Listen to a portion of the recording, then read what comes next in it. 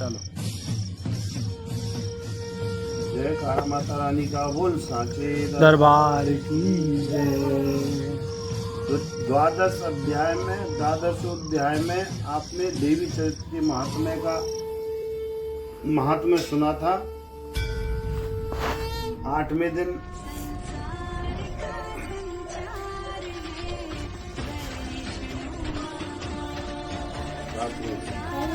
अब त्रयोदश अध्याय सुनेंगे। सुरत और वैश्य को देवी ने जो वरदान दिया था।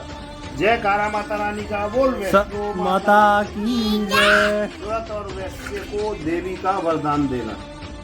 जो उदय काल के सूर्य मंडल की सी कांति धारण करने वाली है, जिनके 4 भुजाएं और 3 नेत्र हैं तथा वे अपने हाथ में पास अंकुश भर एवं अभय की मुद्रा धारण किए रहती है, उस सेवा देवी का मैं ध्यान करता हूँ। ऋषि कहते हैं, राजन इस प्रकार मैंने तुमसे देवी के उत्तम महात्म्य का वर्णन किया जो इस जगत को धारण करती हैं। उन देवी का ऐसा ही प्रभाव है, वे ही विद्या ज्ञान उत्पन्न करती हैं। भगवान विष्णु की माया स्वरूपा उस भगवती के द्वारा ही तुम ये वैश्य तथा अन्यायन विवेकी जन मोहित हुए हैं तथा आगे भी मोहित होंगे। महाराज तुम उन्हीं परमेश्वर की शरण में जाओ। आराधना करने पर वे ही मनुष्यों को भोग स्वर्ग और मोक्ष प्रदान कराती हैं। मार्कंडेय जी कहते हैं, कौष्टुकी जी मेघा मुनि के वचन सुनकर राजा सुरत ने उत्तम व्रत का पालन करने वाले उस महाभाग महर्षि को प्रणाम किया। वे अत्यंत ममता और राज्यापहरण से बहुत खिन्न हो चुके थे। महामुने इसलिए विरक्त होकर वे राजा एवं वैश्य तत्काल तपस्या को चले गए और वे जगदम्बा के दर्शन के लिए नदी के तट पर रहकर तपस्या करने लगे। वे वैश्य उत्तम देव सूत्र का जप करते हुए तपस्या में प्रवृत्त हुए। वे दोनों नदी के तट पर देवी की मिट्टी की धूप दीप पुष्प हवन आदि के द्वारा उनकी आराधना करने लगे।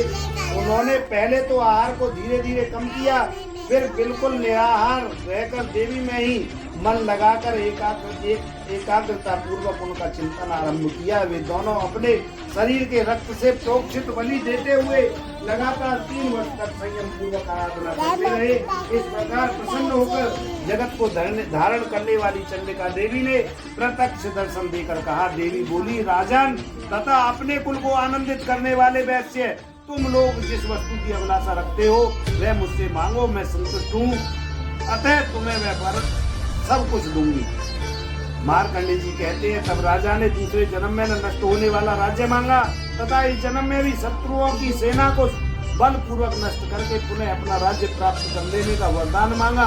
वैश्य का चित्त संसार की ओर से खिन्न एवं विरक्त हो चुका था और वे बड़े बुद्धिमान थे, अतः उस समय उन्होंने तो ममता और अहंता रूप आसक्ति का नाश करने वाला ज्ञान मांगा। देवी बोली, राजन तुम थोड़े ही दिनों में शत्रुओं को मारकर अपना राज्य प्राप्त कर लोगे। अब वहाँ तुम्हारा राज्य स्थिर रहेगा। फिर मृत्यु के पश्चात तुम भगवान विश्ववान सूर्य के अंश से जन्म लेकर इस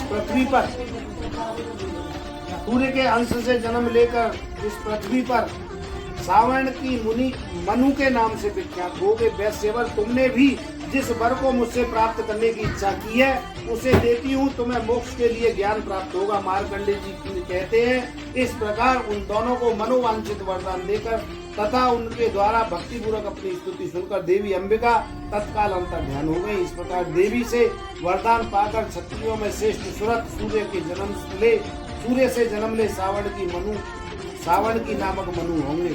जय कारा माता रानी का बोल सांचे दरबार की जय। दुर्गा सप्तमी मैया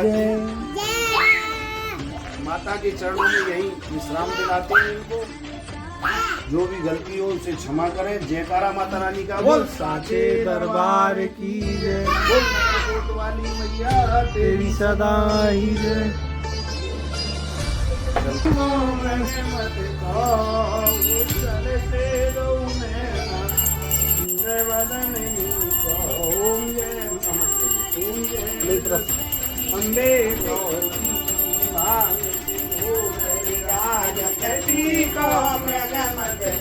मैया टीको मेरे मत को उज्जवल से दो नैना चंद्र बदन को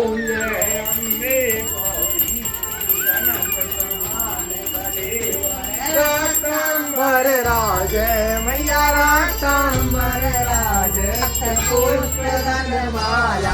मंडल प्रसादे ओम जय अम्बे गौरी हे हरिवास खड़ग कपरधारी मैया खड़ग कपरधारी सुर नर मुनि गण सेवक तिन से दुखहारी ओम जय अम्बे गौरी कुंडल शोभित नासाग्रे मोती मैया नासाग्रे मोती कोटिक चंद्र दिवाकर समराजत ज्योति ओम जय अम्बे गौरी शुंभ विदाय महिषासुरनाथी